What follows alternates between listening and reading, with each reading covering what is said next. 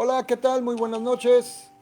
Ya están entrando aquí los indicadores de que estamos al aire, en vivo, en directo, desde la capital del Caribe mexicano.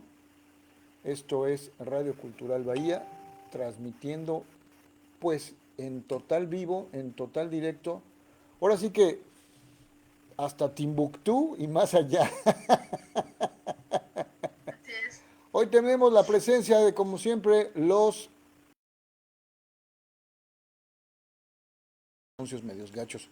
Ya, la presencia de nuestra amiga María Luisa Villarreal Sonora, investigadora de profesión, y nos vamos a ir a un tema sensacional, ¿no?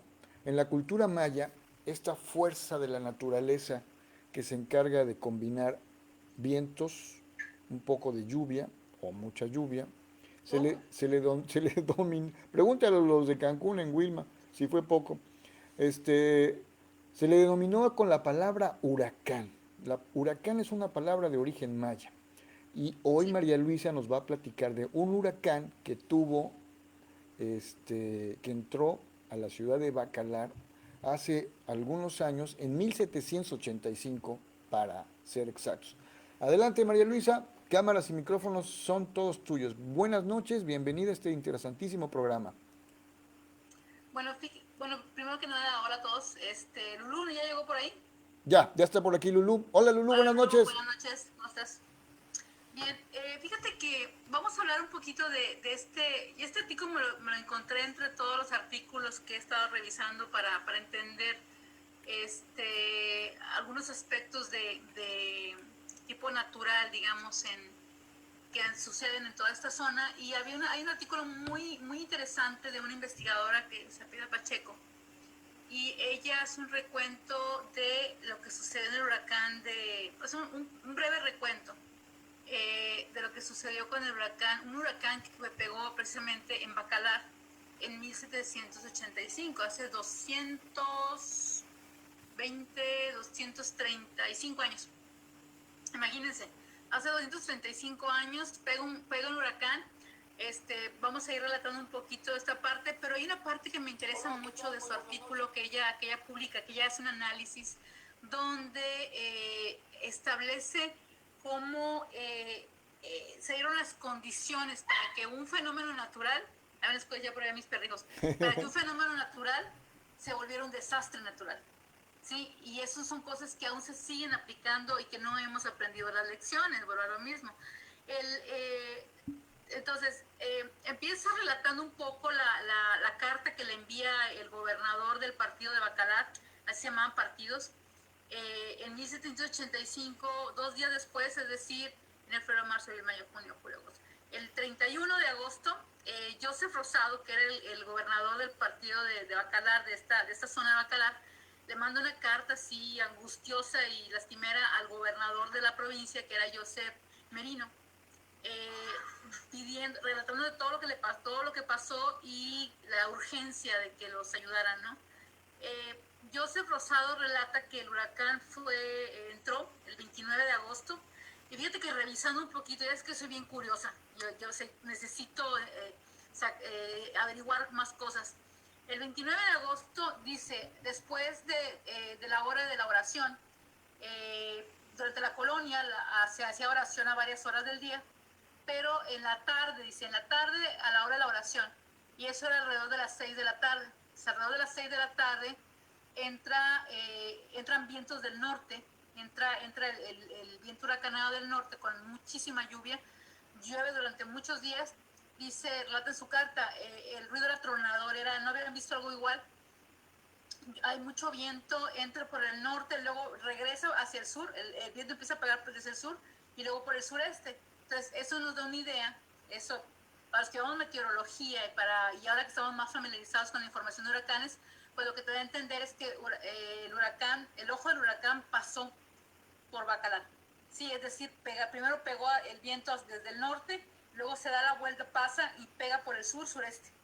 Entonces se encuentra en el ojo del huracán y hace un relato así lastimerísimo de todos los daños que se ocasionaron y cómo quedaron en total indefensión.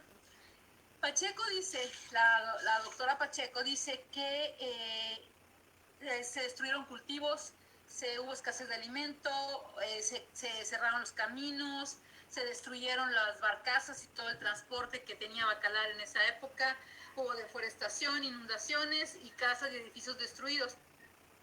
Cualquier similitud, o sea, sigue pasando lo mismo que nos sucede actualmente.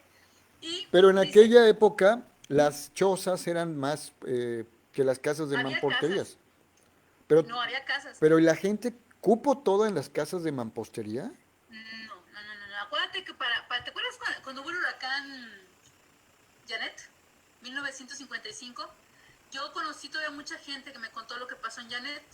Y básicamente había las casas, digamos, de material, había casas de material. Mucha gente se refugió en las casas de material, pero también mucha gente corrió a refugiarse a la selva, al monte, a la parte alta de la ciudad, y ahí pasaron el huracán. Entonces, sí, también fue terrible, ¿sabes? Pero cuando empiezas a escuchar la relatoría de todo lo que pasó, te das cuenta que es un fenómeno recurrente y que siempre de un fenómeno natural se vuelve un desastre natural, porque, cito, dice, el desastre natural, dice Pacheco, es el resultado de la confluencia entre un fenómeno natural peligroso y una sociedad en un contexto vulnerable. Es decir, el desastre natural es un fenómeno natural de alto impacto como un huracán que sucede en un momento y en una sociedad que está vulnerable. Y hay otra cosa que me encantó, dice, la combinación produce daños o pérdidas a los principales elementos organizacionales e instalaciones físicas. Es decir, que las funciones esenciales de la sociedad se interrumpen o se destruyen. Y es que sucede, lo que sucede es que dice que se vuelve un desastre natural porque se juntan las condiciones. Se dan las condiciones para que se vuelva un problema, un desastre natural. ¿En qué condiciones estaba Bacalar? Porque se volvió un problemón. O sea, se quedaron cultivos destruidos, completamente incomunicados, no había comida, no había manera de mandarles comida, se destruyeron todas las embarcaciones, no pudieron ni siquiera llegar a las vigías que estaban bien establecidas, seguían teniendo asedio por parte de todas las broncas que tenían hacia el sur, que de hecho el presidio era parte de la estrategia de control de la gente que estaba en Belice, de los ingleses, de los mezquitos y todos ellos. Y entonces lo que sucedió fue que todo se preparó para este desastre, ¿no? Para empezar, vamos a irnos por partes, ¿no? Bacalar, ecológica, o sea, ambientalmente, ya tenía las condiciones para tener ese problema grandísimo. Fíjate que tardaron casi 4 años en reponerse del problema. ¡Cuatro Pero eso años! quiere decir 4 años. 4 años ¡Wow! porque el gobierno el gobernador a nivel de la provincia, pues como que no los peló. Joseph Merino era todo un personaje. Un día vamos a hacer un personaje, un programa sobre él, porque el tipo era un personaje. Entonces Joseph Merino dice, pues no hay lana, o sea, disculpe, pues ahí arréglenselas, vean cómo le hacen. Y Joseph Rosado, el gobernador del partido Bacalar, pues se las tiene que ingeniar. ¿Por qué? Pues porque o sea, él manda cartas, insiste que necesitaban reponer las baterías, o sea, reponer las instalaciones militares. Que ellos se las arreglaban para componer las casas y todo lo demás, pero necesitaban las baterías militares, necesitaban reponer todas las barcazas que se destruyeron. Hay una lista de todo lo que se destruyó porque estaban indefensos ante el asedio que tenían constantemente por toda la zona sur. Entonces, el asunto es que Bacalar era muy vulnerable por varias razones. Y vamos a enumerar todas las razones y vamos a ver qué tanto se aplican hasta la fecha, después de 235 años. ¿Te parece? Va, sale y vale. Va. ¿Podemos dar Número algunos uno. saludos? ¿Podemos dar algunos saludos? Claro. Sale. Vamos a ver. Doralicia Mendoza Escobar desde Mexicali, Baja California, asidua a todos nuestros programas, nos saluda. Saludos desde Mexicali. Muchas gracias. La maestra Elisa Esther González Santana. Hola maestra, es compañera de trabajo. Muchos saludos maestra, gracias por estar aquí con nosotros. Y Doralicia dice, aquí somos vulnerables a los temblores, allá en Mexicali. Órale, yo no sabía que Mexicali... pues está cerca de la falla de San Andrés, ¿no?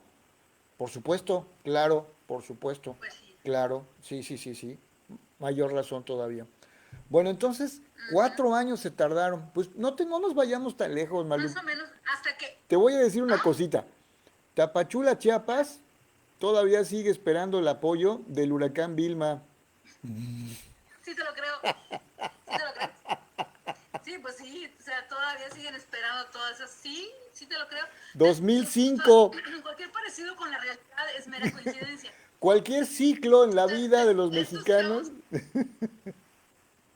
pues ya ves de dónde lo traemos desde... es que sucede, Bacalar como partido, o sea, como una zona... Déjame, te voy a mostrar los mapas, A para que ver, nos den una idea. vamos a verlos. Te voy a mostrar qué tan grande era el partido Bacalar. Aquí está. ¿Por qué se Era muy llamaba grande. O partido? sea, fíjate que le ponían subprovincias y lo demás, pero era una denominación de lo que era la provincia, ¿no? Es que ahora Sí se esa ve, palabra me viene a la mente así como algo, sí, ay, partido político. sí, horrible. Bueno, ahí está. Ahí Digamos, está. son las partes de Ok, la provincia. ha Ahí se ve, sido partido. Ujú. ahí me avisen si se ve. Perfectamente, maestra. Ok, había 13 partidos. Estaban todos estos, que era el Camino Real bajo, el Camino Real Alto, que estaba más o menos hacia Campeche, la parte de Campeche, que era un área bastante grande. Mérida, si te fijas, sigue siendo una provincia, una subprovincia, un partido pequeñito, pero pues Ujú. tenía la mayor parte de la población. Así es. La parte de la costa, Tizimín, el partido de Valladolid, beneficios bajos, que era todo este tramo entre Mérida y Valladolid, y los beneficios altos. Y luego todo lo demás, así como que todo lo que sobró, toda la parte que se llamaba despoblado y que posteriormente se le conoció como la montaña, era Bacalar. Entonces, aquí hay una cosa muy interesante que no hemos perdido de vista. Bacalar se fundó junto con Mérida, con Valladolid, siempre les digo, con Campeche, y ¿Tienen la luego, y misma edad? Campeche, y luego fundan Mérida. ¿Ah? ¿Tiene la misma edad que Mérida, Bacalar? Bacalar es de 1544, Uf, más o menos por la fecha.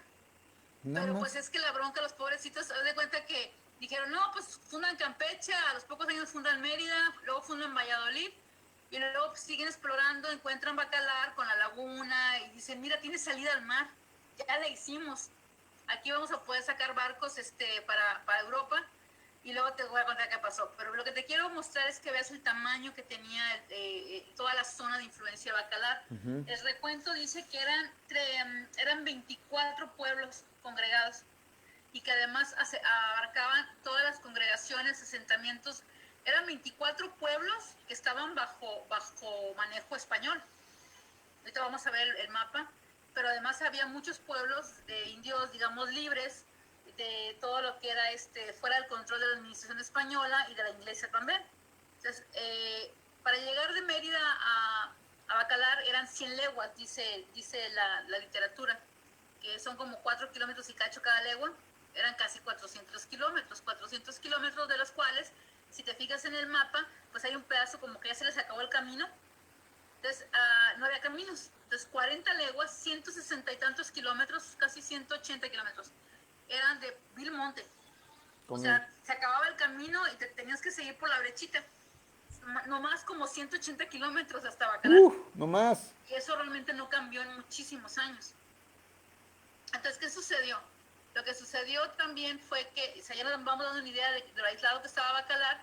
Y luego aquí está, mira, esa es la ruta, este es un mapa que también está en el documento de la doctora Pacheco, y que está de Mérida hasta Bacalar, todos los pueblos, Ocabá, Sotuta, Tixcacal, Tijocó, Tinum, Yumul, Sabán, Chujugú. Ahí está había, Chubut. había una ruta, no llegaba a Carrillo Puerto, o sea, se bajaba por lo que es de Mérida Vía Corta, lo que sigue siendo Mérida Vía Corta, para los que no lo conozcan, ahorita lo vamos a ver en Google Earth.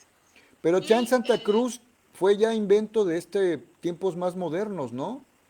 Chan Santa Cruz agarró relevancia Carrillo Puerto Con la durante guerra la de época de la Guerra de castas. Castas. Exacto. Eso fue 100 años antes de la Guerra de Castas. Ujú. Entonces, si te fijas, había un montón de pueblitos, Sabanché, Rancho, y todos esos eran pueblos de indios que tenían un comendero. O sea, eran pueblos comendados, se les De llamaba. pueblos Y entonces originarios. sí, había muchas actividades económicas, pero también tenían vulnerabilidad. Ujú. Entonces, esta vulnerabilidad era 180 kilómetros desde Mérida, o sea, de aquí a 180 kilómetros, que va a ser más o menos, digamos, hasta antes de llegar, digamos, a Valladolid.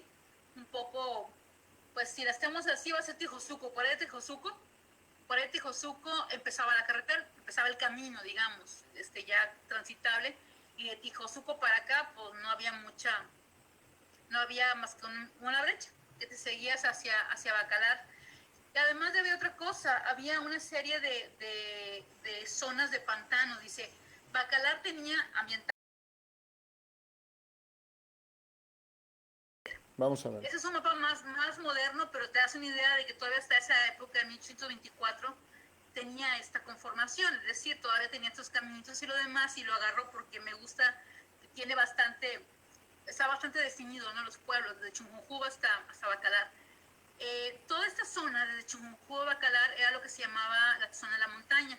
Y si te fijas por aquí, no sé si se ve, aquí en esta parte que dice despoblados. Sí, Aquí.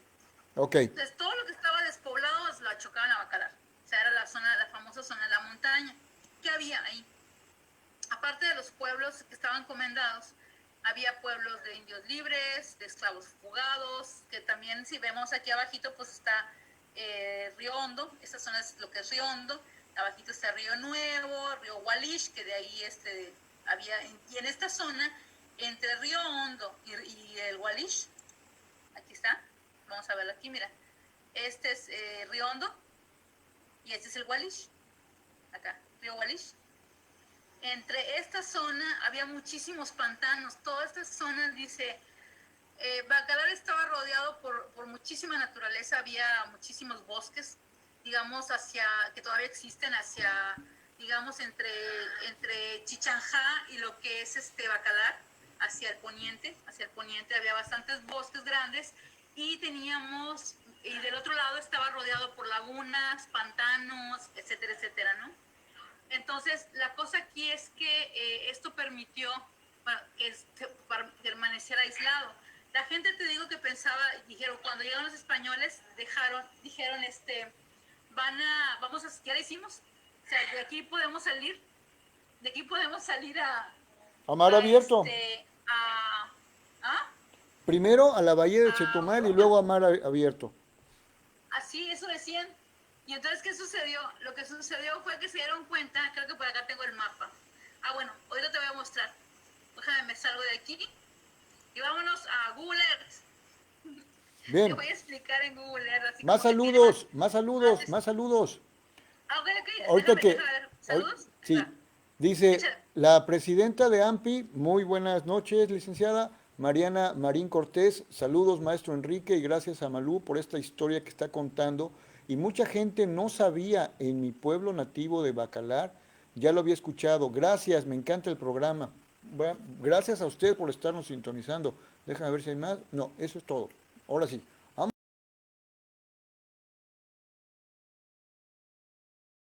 De Google Earth, ¿qué fue lo que sucedió? Esto es un mapa de Google Earth. Ya saben, mi herramienta favorita. ¿Qué sucede? Cuando llegaron los españoles, decían, bueno, aquí está, este es el tramo de Mérida A más o menos Bacalar. el que se seguía hasta Bacalar, ¿sí? Llegan, establecen en 1544, dicen, mira, aquí hay la laguna, comunicaba toda la parte del norte había una salida norte hacia La Bahía de bahía. Chetumal, que era Ujú. por la parte de laguna, o sea, todo lo que es Chile Verde, todo eso era una área de comunicación bien establecida. Y por abajo, pues la Barrio Hondo, y de ahí a la bahía. Entonces pensaron, ya lo hicimos. No contaban con la astucia de toda la zona arrecifal. Se van dando cuenta que desde Cabo Catoche hasta Bahía de Honduras, pues Muéstranos, era un arrecife. muéstranos, muéstranos. Ahí está, mira. Ahí está. Ese es Cabo Catoche acá arriba. Ujú. Cabo Catoche, ahí está arriba, y hasta lo que es la bahía, pues la bahía de Cochinos, que le llaman Cayo Cochinos, en Honduras. Entonces, todo esto todavía existe una serie de sistema recifal que pues ahí se encallaba todo toda la serie de callos que existen y los demás. Se volvió muy obvio que no había manera de poder meter embarcaciones de gran calado hacia Bahía de Chetumal, hacia cualquiera de las zonas estas, y lo que sucedió a continuación fue que durante el siglo XVII,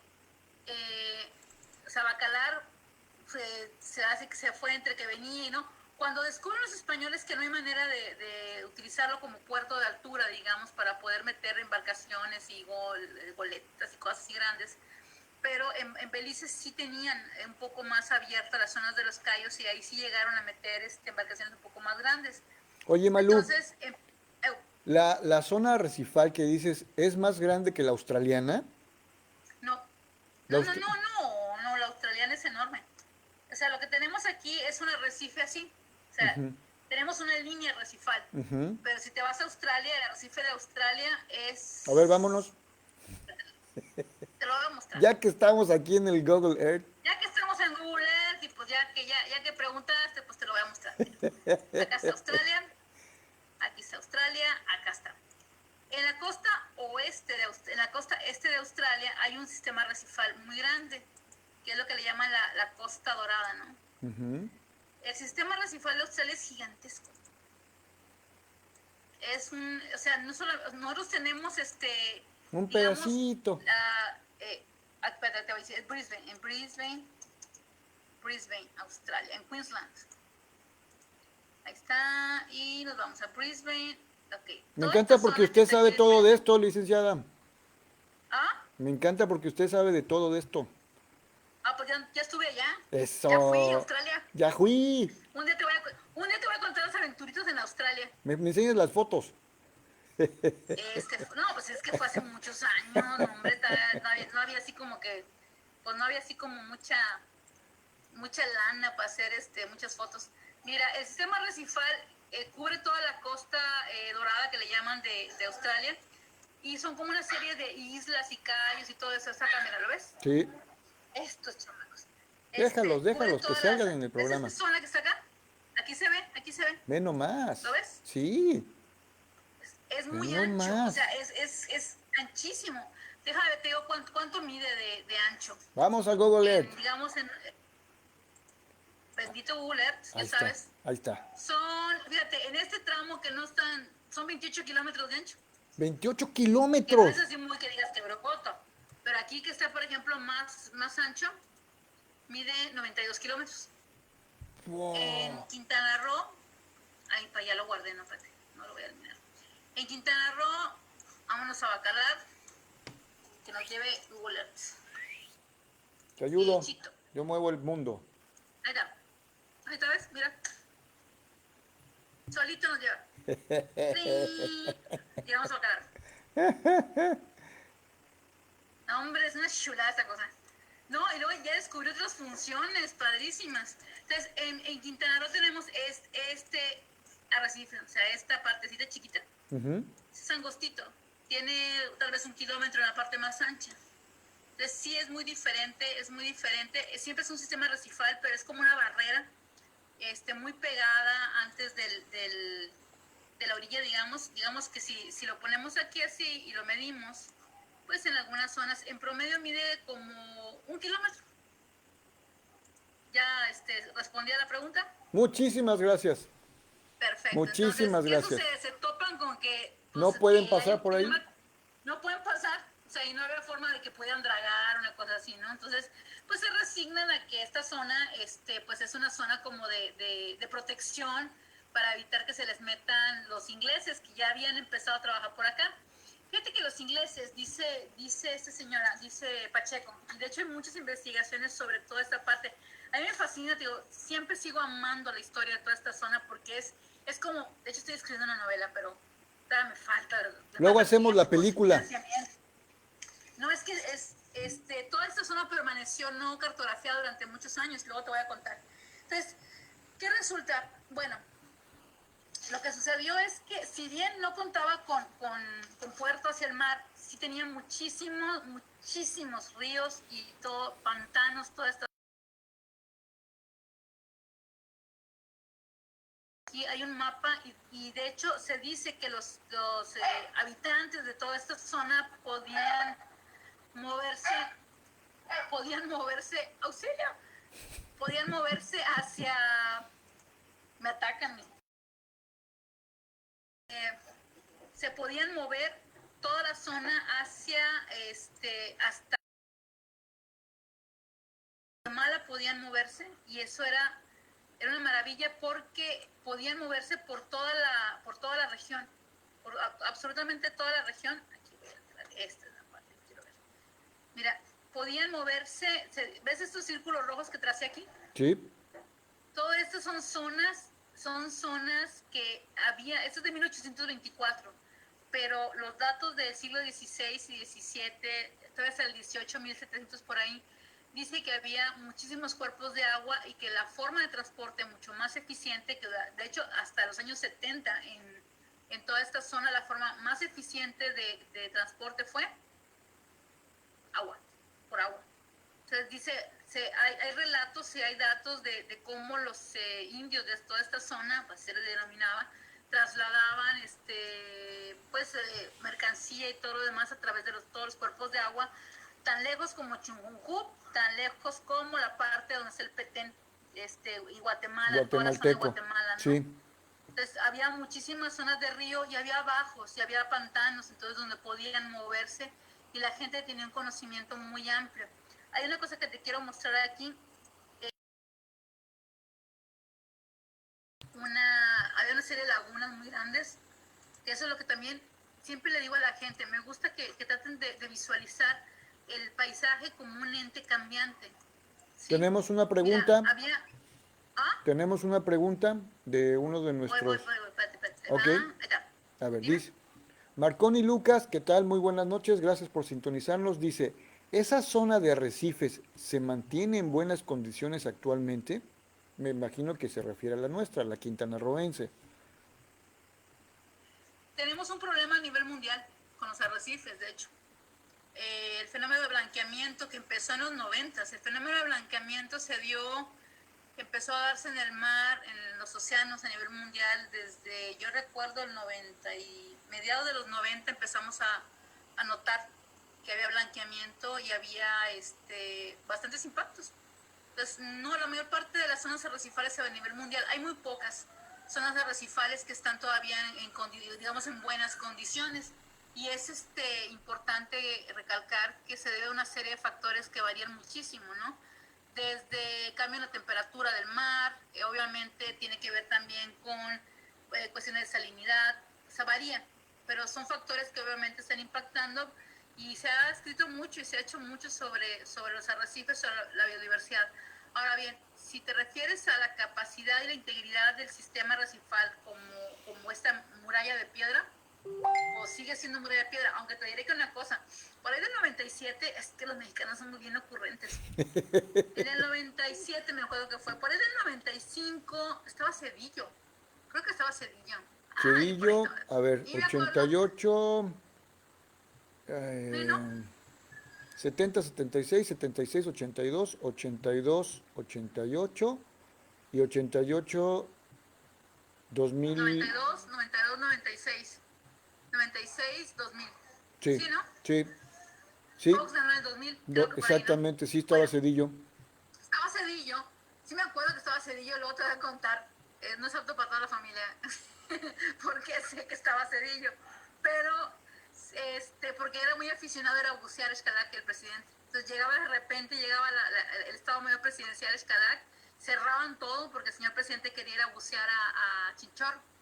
Entonces a Cedillo le gustaba mucho bucear. Y entonces resulta que, bueno, entonces en el 90 y tantos se le ocurre a México firmar un tratado junto con Belice para proteger el arrecife mesoamericano, el gran arrecife mesoamericano, que es el segundo más grande del mundo.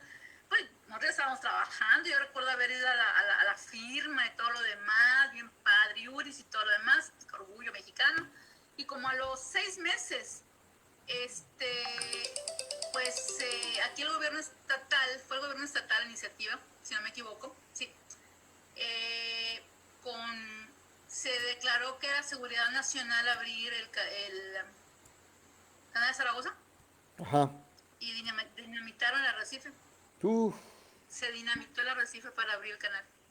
Entonces, ¿Cómo nos enteramos? Porque los de Belice, los de Key Cocker y los de Bacalar Chico y todos los demás que están hacia allá, les cayó todo o sea, les llegó hasta allá toda la basura producto de las detonaciones y se dieron cuenta, la gente de Xcalac también se dio cuenta de las detonaciones. Y pues nos armaron un tango porque dijeron, pues acabamos de firmar la protección y ustedes dijeron, fue iniciativa de México y México dijo que porque era el tesoro de la humanidad. Claro que había mucho dinero por medio, ¿no? Somos buenísimos.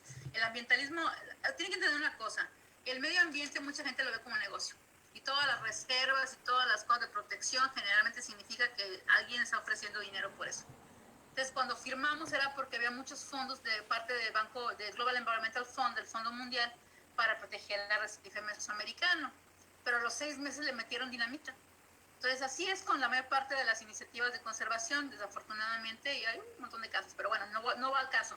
La cosa es, respondiendo a tu pregunta, la integridad estructural se conserva porque pues, son piedras, aunque quedaron petrificados todos los esqueletos y lo demás, es una barrera que tiene 700 kilómetros de largo, por un kilómetro más o menos de ancho. Pero sí, yo recuerdo que el arrecife de Mahahual, yo creo que mucha gente lo recordará, era una cosa increíble, Preciosa, maravillosa. preciosa. Todavía me tocó ver cómo estaba todo este arrecife junto al pueblo. Y el de Playa del Así Carmen como los también. documentales de National Geographic, ¿no? Sí, Colores y biodiversidad, y era una cosa, te digo que el de aquello era una Playa cosa del Carmen maravillosa también que estaba muy pues, bonito. como a los 10 años desapareció, ¿no? Depredación, básicamente fue por depredación. Pero bueno, regresando a Bacalar. Vámonos al huracán de Precioso. 1785. Bueno, pues entonces Bacalar nunca levantó. Dice que en 1789, cuando llegó Lucas de Galvez, my love, llegó Lucas de Galvez, Nuestro héroe. este señor, sí, porque él sustituye a Joseph Merino, de hecho tiene una bronca con Joseph Merino, porque Joseph Merino no quería soltar el poder, no quería soltar el gobierno, se hizo pato como un año y así como que no, pues hasta que el rey no me hable yo no me quito. Todo un personajazo. Ya Lucas de Galvez en 1989 manda no solo a apoyar y a refaccionar y a reconstruir y todo lo demás, sino que también hace un censo. Y del censo se dice que había como 2.500 personas en Bacalar, que representaba el 1% de toda la población de la provincia. O sea, en Bacalar, y que la mayor parte eran militares, porque era una zona militar, o sea, realmente no había ¿cómo diríamos? No era una ciudad como tal, era un bastión militar donde se defendía un montón o sea, casi todos los meses había broncas allá. Entonces, ¿qué sucedió?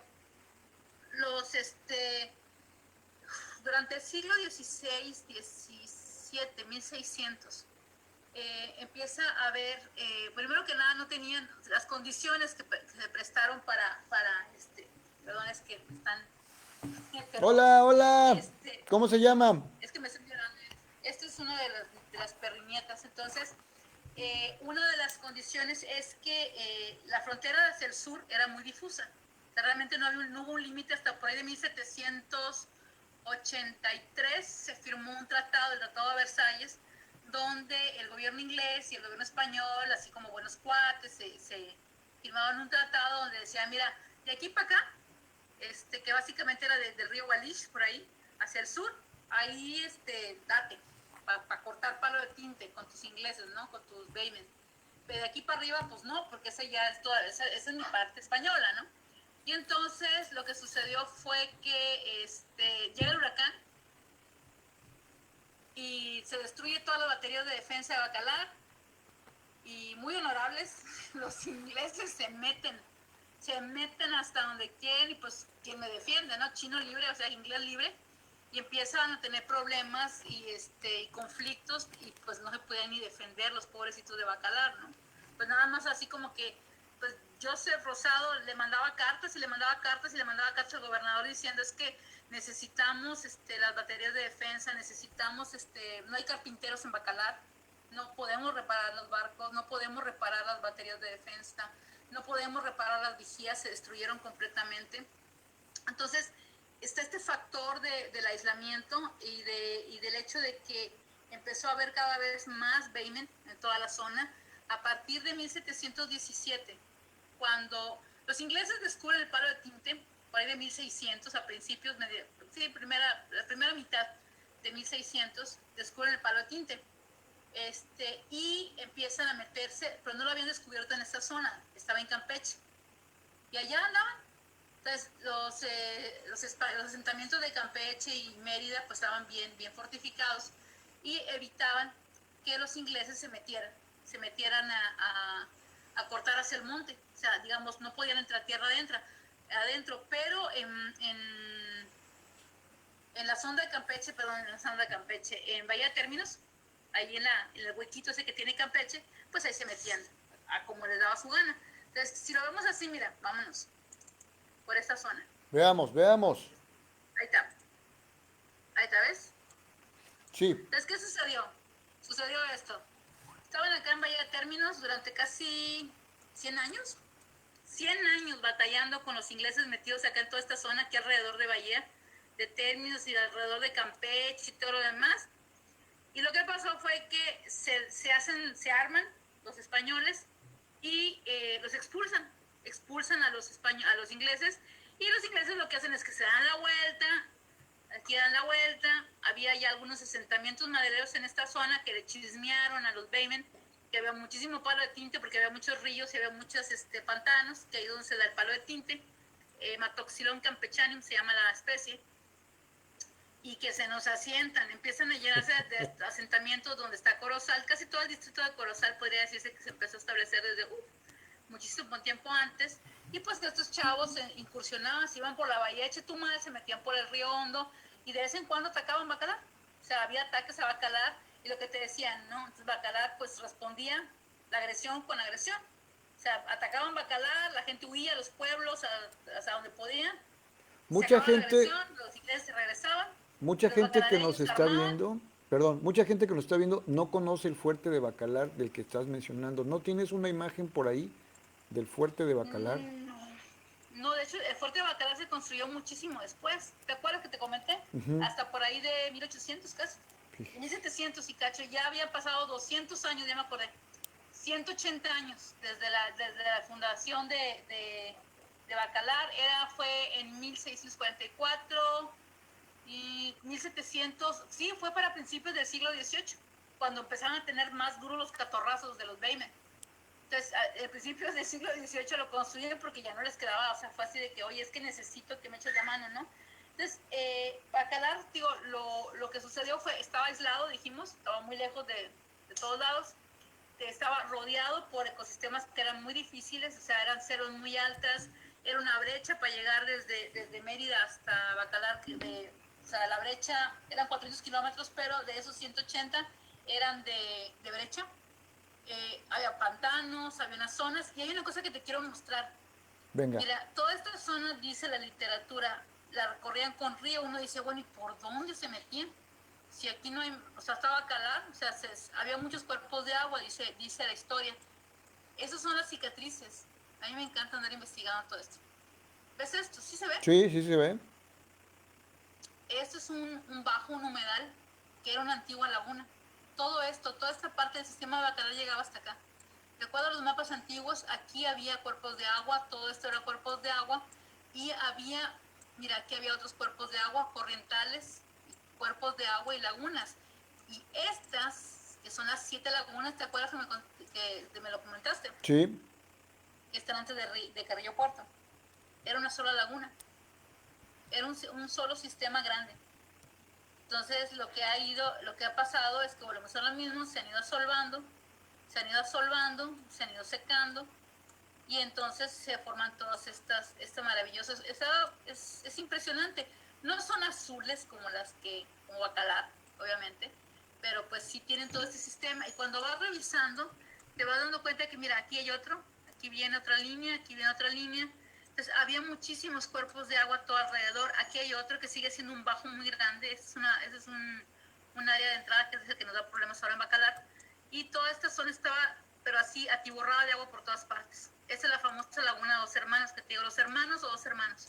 Hay planos donde aparece como dos hermanos y nosotros dos hermanos. Y si te fijas, mira el tamaño que tiene. Y Era una laguna muy grande. ese Muy grande. asentamiento que ven ahí es Chetumal. Chetumal. Imagínate el tamaño que tenía la laguna, ¿lo ves? No, hombre, qué gigantesca O sea, estaba. si lo extrapolamos más o menos, o sea, vamos a medirlo para que no nos quedemos con la duda. Digamos, en su parte más ancha tenía 1.42 kilómetros. Ujú. ¿Ok? Vamos a hacer así. Y si lo pusiéramos en Chetumal, daría... Si lo pusiéramos en la orilla de Chetumal, estos chamacos. Aquí está, y más o menos daría desde la orilla del mar hasta, ahí lo pongo, ya te digo, haz de cuenta, si la laguna estuviera donde está Chetumal, daría desde la orilla del mar, digamos desde el Hasta la muelle Tiscán. Insurgentes, ¿no? No, déjame que calles esta, para que nos demos una idea. A mí me encanta estos tipos de datos. Da Efraín Aguilar, hasta la Efraín Aguilar. hasta la Efraín Aguilar. Fíjate nada más. Sí, sí es la Efraín Aguilar. Sí, a ver, sí, aquí está. No, es la Juárez. Es la Juárez. O sea, pero es un chorro. No, no, pero O la sea, Juárez es donde imagínate. tienes la línea roja. La línea roja es A la ver, no. Juárez. Sí, sí, porque A ver, esto. Vamos a la, poner así. Este es el. Ah, mira, ya vi que es. Este es el monumento. sí. La mega escultura. Entonces Y es si subimos aquí, la primo de verdad. es la primo de verdad. Ujú. Mm, Y llega, esta es la avenida Universidad y la otra es la avenida Veracruz, esta, la de arriba. es la Veracruz Esa es esta. la Pues Veracruz. haz de cuenta que llegaría desde la orilla del mar hasta la Veracruz. Uh, cuerpazazo de Esa agua. laguna tenía ese tamaño. Mira, te la voy a poner más fácil. Vámonos, sí, como diríamos, vámonos a Bacalar. Aquí está Bacalar. Bacalar está más angostito actualmente que esa laguna estaba. ¿Lo ves? Sí, sí, sí, sí, sí. Mira, la parte más ancha de Bacalar tiene casi, aquí está, que es la parte que está aquí arriba, casi 2 kilómetros. Pues más o menos ahí se dan un tiro. Esta parte de Bacalar tenía la misma anchura. Entonces, lo que te quiero decir es que era un lugar, dice la literatura, llena de pantanos, muchas lagunas, recovecos. Ahora que hicimos un recorrido por toda la parte de Cerro de Chac, nos topamos con unas lagunas fantásticas que no me imaginé que existieran por esa zona. Ahí todavía sigue habiendo un sistema muy increíble de lagunas entre lo que es Laguna de Bacalar y Río Hondo. Todas son como lagunitas, fíjate. Sí. Eso se ve así como un nidito, pero cuando vas en el barco es diferente. Cuando vas en el bote, tiene muchos kilómetros de distancia. Entonces, todos esos eran lagunas mucho más grandes, lo que te comentaba, se han ido asolvando. Entonces, había un sistema muy complicado. Entonces, esta parte del aislamiento de Bacalar también le pegó. Entonces, firman el Tratado de Versalles 2 años antes del huracán. Pega el huracán y los ingleses dicen chino libre. Se empiezan a meter. José Rosado sigue mandando cartas y cartas y cartas y cartas al gobernador diciéndole necesitamos reparar las defensas, y pues así como que pues no hay cuate, o sea, para la próxima, ¿no? Y entonces lo que sucede es que llega, bueno, en 1789 logran por fin reparar toda esta parte y pues empiezan a fortalecerse. Otra de las cosas que se dañó durante el huracán, que es una parte muy importante, fue la producción de alimento, Enrique. O sea, estaba tan alejado Bacalar que dependía muchísimo de su autosuficiencia para la mayor parte de la comida que consumían toda esta región. Acuérdate que nada más era el pueblo de Bacalar, eran 24 pueblos que había en toda esta zona. Uh-huh. Entonces, en todas estas zonas había ranchos que producían, pues sí, la milpa, el maíz y lo demás, pero hay una cosa muy interesante que dicen que como esta zona tenía mucha agua, a diferencia del resto de la península de Yucatán, que pues ya ves que es muy seco, aquí se producía otra cosa, se producía tabaco, arroz, trigo. Entonces era una zona de producción que incluso, pues digamos, mandaba algo de producción hacia Mérida. Cuando pasa el huracán, de acuerdo al recuento del gobernador, se arrasó con todos los campos de cultivo. Era el 29 de agosto, estaba a finales de agosto, estaban a punto de levantar la cosecha, por ejemplo, de maíz, y pues se quedaron así nomás mirando. y entonces entró también en una crisis alimentaria. Es algo que nos pasa actualmente también cuando pasa un huracán, ¿no? Pero pues como ya ahorita ya tenemos pues vías de comunicación y lo demás, pues no pasa que venga limpien la carretera y ya venga el camión con comida. Pero en aquella época si nos posicionamos, Bacalar se quedó sin defensas contra todas las invasiones del sur y las agresiones también de los pueblos mayas que eran rebeldes. Había muchos asentamientos mayas rebeldes en la zona. Se quedaron sin casa. O sea, básicamente la gente tuvo que arreglárselas para reconstruir sus casas, estaban muy aislados y también se quedaron sin comida. O sea, perdieron la mayor parte de las cosechas y empezaron a tener problemas. Sí, no dice los recuentos y un poco la literatura que he investigado, si ellos, sí se alimentaban de otro tipo de proteína, por ejemplo, del monte, que cazaban y que había... siempre he dicho a todo el mundo, la verdadera comida quintanarroense es la comida silvestre del monte. Donde Chachalaca. comía la gente en las comunidades, venado, jabalí, tepezcuintle, no vacas, cochinos y pollos, porque eso No, vinieron con los españoles, así es. sino todo lo demás. Entonces, Oye, Malú, cuando sucedió, que has estado en Bacalar todos estos días, ¿cómo va el color de la laguna? ¿Ya está regresando o sigue oscura? ni me preguntes eso porque un día te lo voy a contar. Resulta que, nada más te voy a comentar rápido y regreso al huracán. Alguien publicó por ahí algo que yo dije, que no dije, y luego me invitaron a una reunión en Bacalar, y de hecho lo publiqué en mi Face. Sí sentí así como medio agresión en la reunión, y luego termina, les explico, fue una bombardeo de preguntas, pero pues nada de otro mundo, les explico todo, cambia el ambiente, y al final me dice la gente, ¿sabe qué, bióloga? Nos dio mucho gusto conocerla y escucharla, la verdad, ya no la odiamos. ¡Qué Así horror! me dijo la gente, le digo, ¿cómo que ya no me odian? Es que esas publicaciones donde usted dijo y esto, le digo, a mí jamás me han entrevistado, para empezar. Una. Y Toda la no, información la has se dado armaron un aquí. garete. Toda la ¿Ah? información la has dado aquí de viva voz. Toda la información le he dado aquí, toda la información. Y la seguiré dando aquí porque ya les dije, me han hablado un montón de periodistas y me dicen, oye, es que quiero una entrevista. No, no, corazón. No. Ya dije, si voy a exponer algo, que de hecho la próxima semana, acuérdame que te explique el informe, porque hice un informe y todo el mundo está esperando ese informe de toda la investigación que hicimos durante varios meses. Y prefiero explicarlo aquí, neta. Muchas Aquí va gracias. a ser la primicia de la explicación, Gracias. porque luego me acuerdo que me dijeron, es que usted dijo, así me dijeron, usted dijo que íbamos a dragar, que había que dragar los mangles. Fíjate que al respecto, ¿Cómo? fíjate que al Sí, o respecto, sea, este, en la familia hay un terreno en Bacalar, ¿sí? Entonces, se están preocupando por esto porque ven que el color de la laguna no regresa al que se está uno acostumbrado. Y todo mundo, que son los que tienen sus terrenos en Bacalar, de una u otra manera leyeron esa publicación a la cual tú uy, estás sí, haciendo referencia. horrible, Entonces, horrible. pero a mí en lugar de preguntarme sobre el odio y eso, nos dicen, ¿qué es lo que hay que hacer? ¿Con quién hay que ir? No, ¿Cómo, de hecho, cómo sí, mira, participar? ¿Por qué no hacemos un programa de fíjate, cómo hay que participar?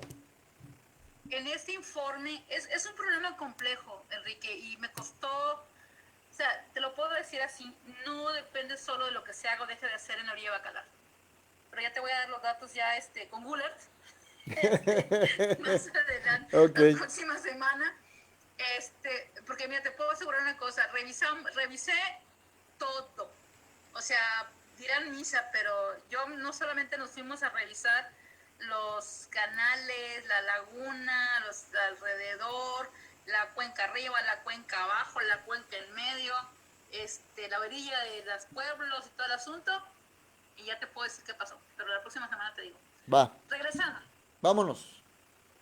Resulta que cuando se destruyó toda esta parte, te digo, se quedaron sin comida, se quedan sin comunicación y se quedan todos tristes.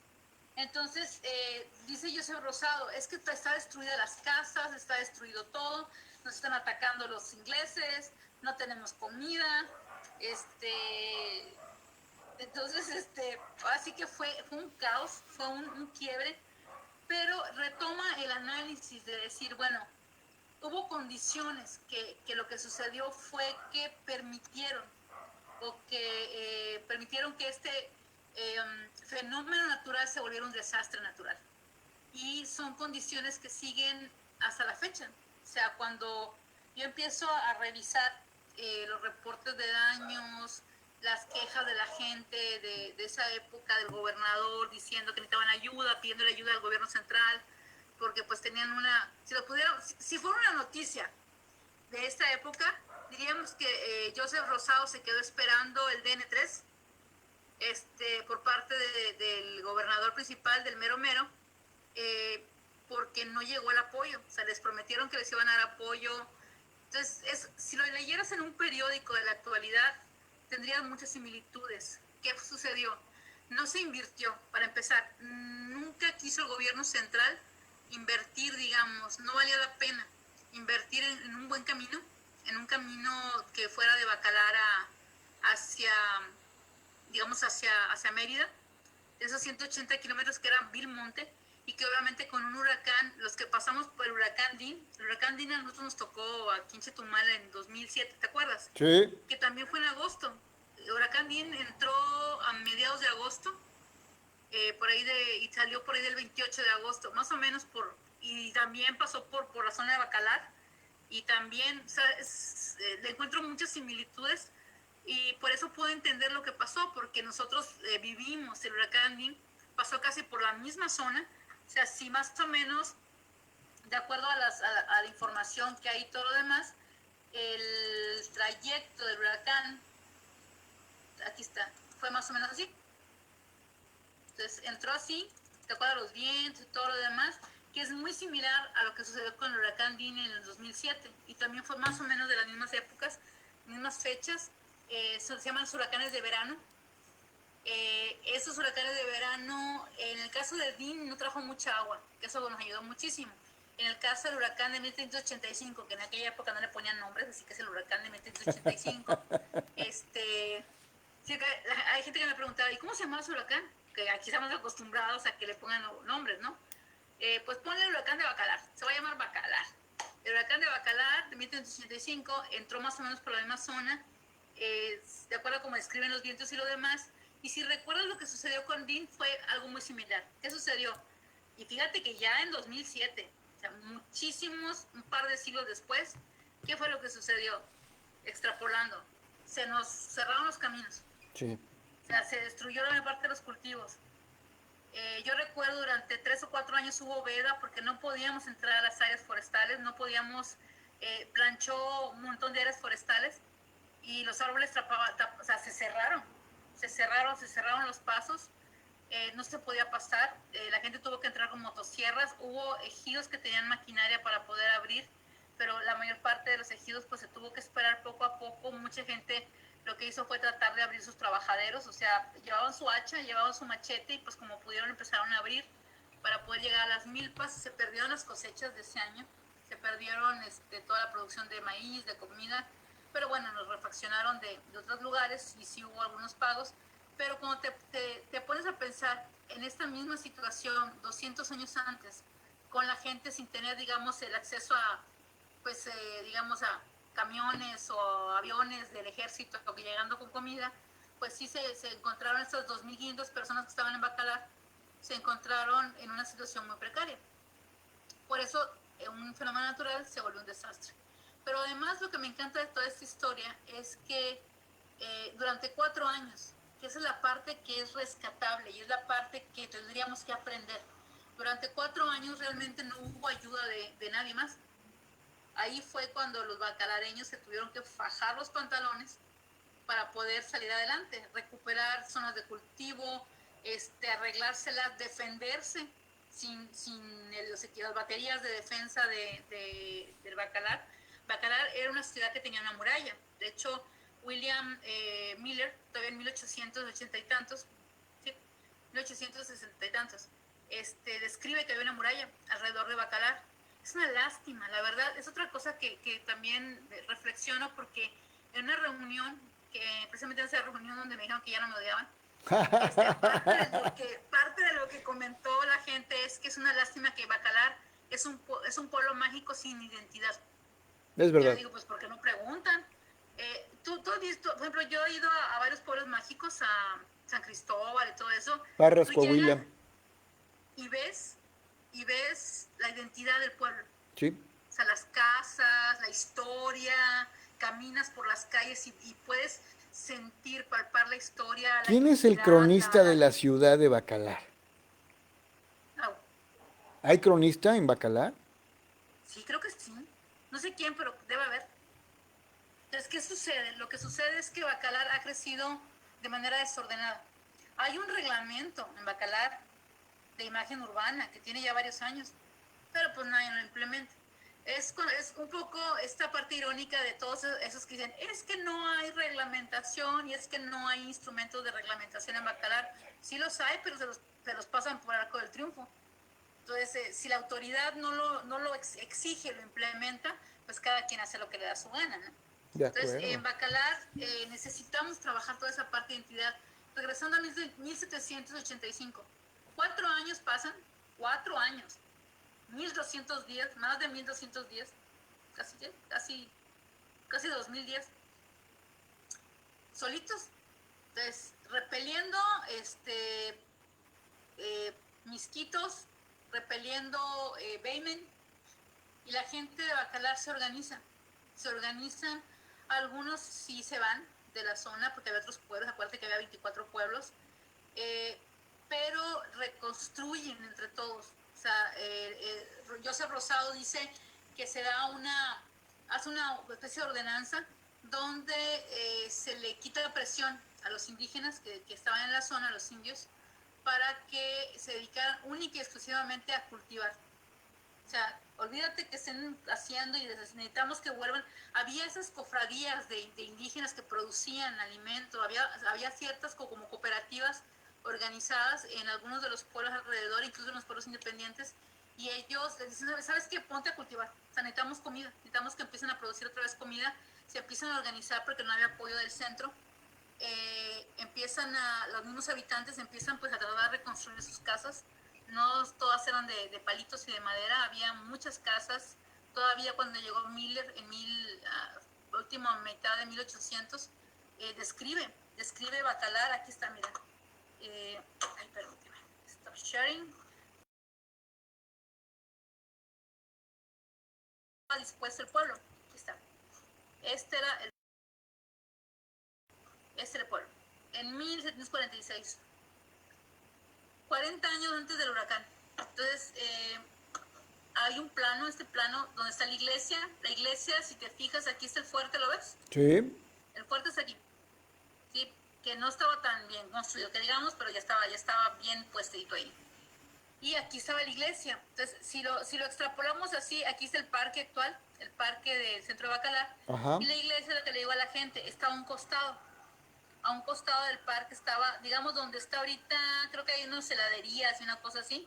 Allí estaba la iglesia, pero es como de palitos y cosas así. Entonces, todo el pueblo eran básicamente 4 manzanas de largo por 5 manzanas de ancho. Y la parte, había como unas excavaciones, como unos escalones así para defensa. Del lado de la laguna estaban estas, pues hasta la fecha, o sea, son así como esos terraplenes para evitar que por ahí se les metiera gente, ¿no?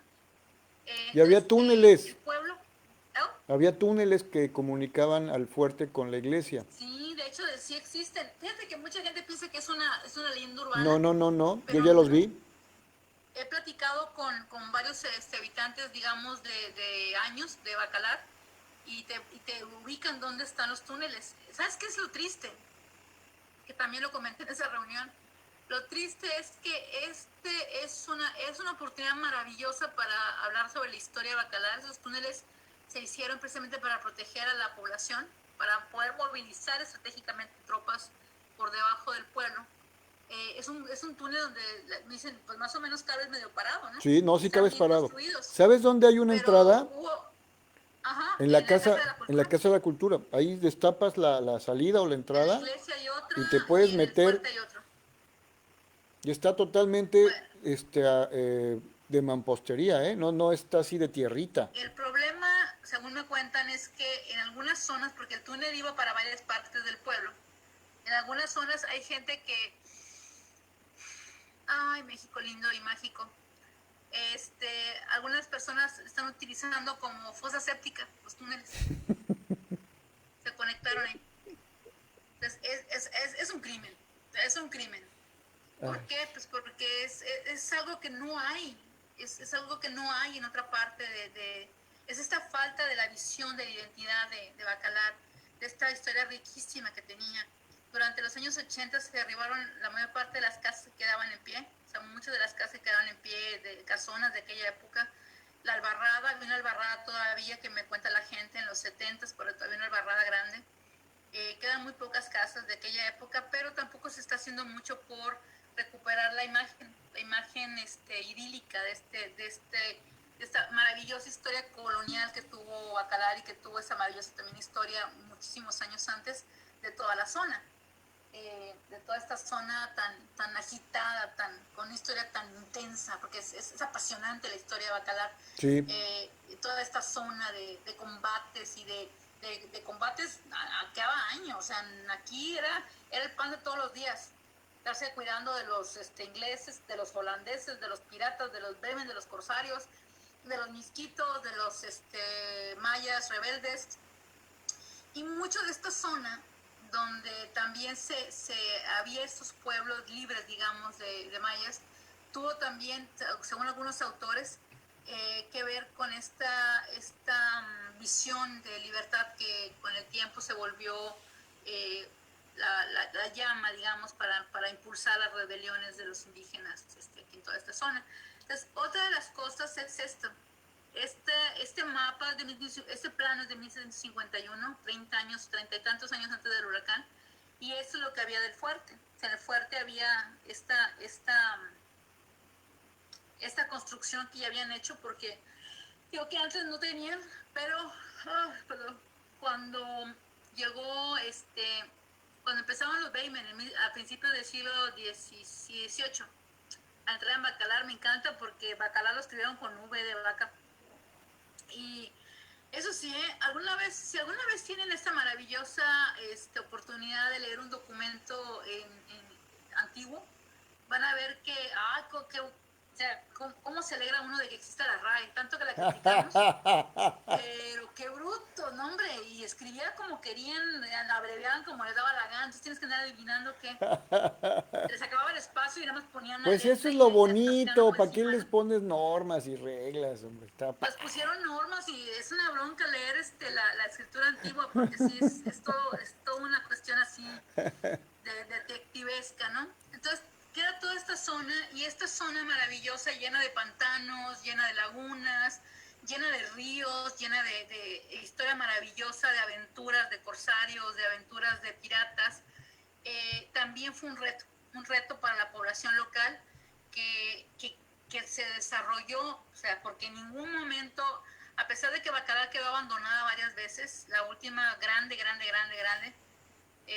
por más de 30 casi 50 años, ¿no? Más, después de la guerra de castas, sufrieron muchísimas bajas, sufrieron muchísimo, pero era una población, era una zona donde la gente se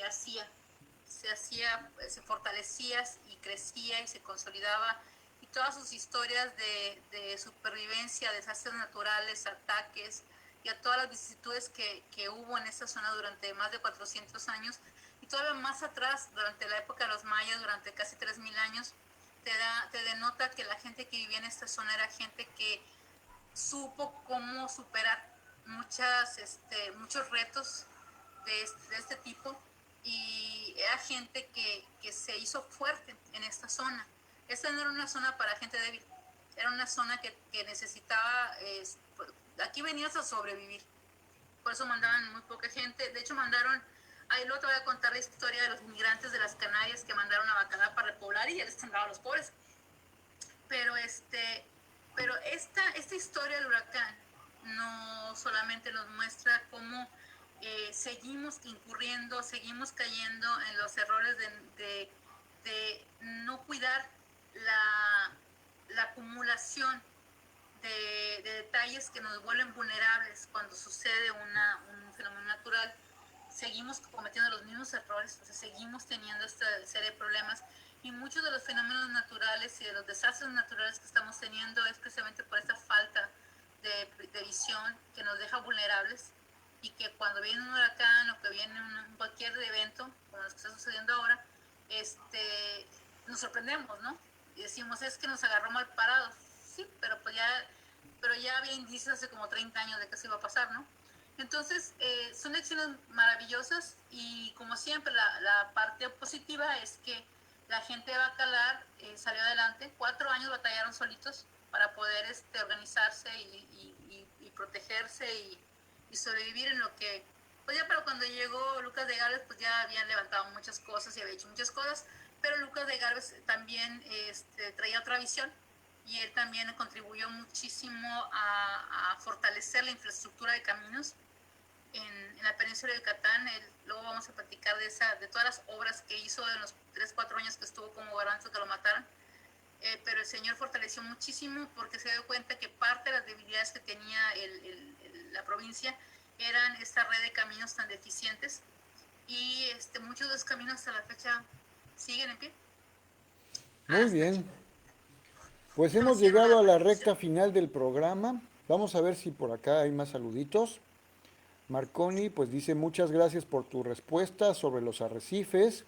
Alicia Gabriela Cervantes Castillo, hola Alice, un saludo, colaboradora en el espacio de Contacto Inmobiliario. Dice, excelente, saludos a todos, maestro Enrique y Lulú, como siempre el pendiente, también, muchas gracias. Y ya no tenemos más intervenciones. Pues muchísimas gracias a todos aquellos que nos hicieron el favor de sintonizarnos. Vamos a repetir, Dora Alicia desde Mexicali, Baja California. Elisa Esther, al ladito del río Hondo, porque por ahí vive.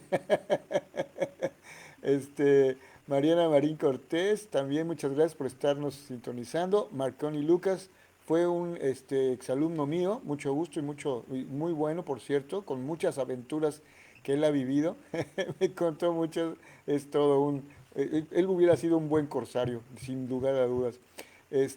Alicia Gabriela, directora general de ACI, agencia comercializadora de inmobiliaria de Chetumal. Y bueno, muchísimas gracias, Malú, por habernos dado esta cátedra de historia sensacional sobre nuestro Bacalar. Esperemos que en breve, que ya que empiecen las cuestiones de las elecciones, se tome muy en serio esta postura, ¿eh?